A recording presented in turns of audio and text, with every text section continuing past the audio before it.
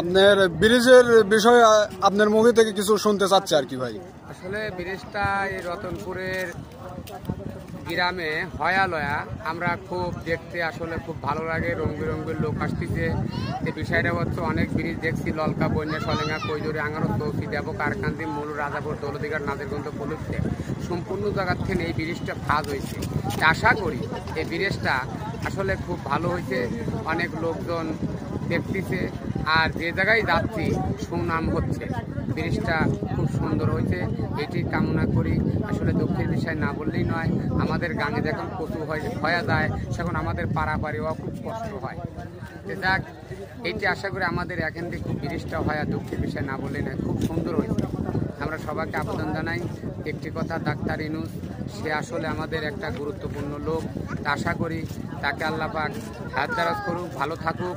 এ দুঃখের বিষয় আমরা একটি কথা বলতে চাই, যে সুস্থ হলে নির্বাচন দিলে পরে এইটাই আমরা কামনা করি, এইটাই আশা করি। আসসালাম, ইনশাল্লাহ। ইনশাল্লাহ।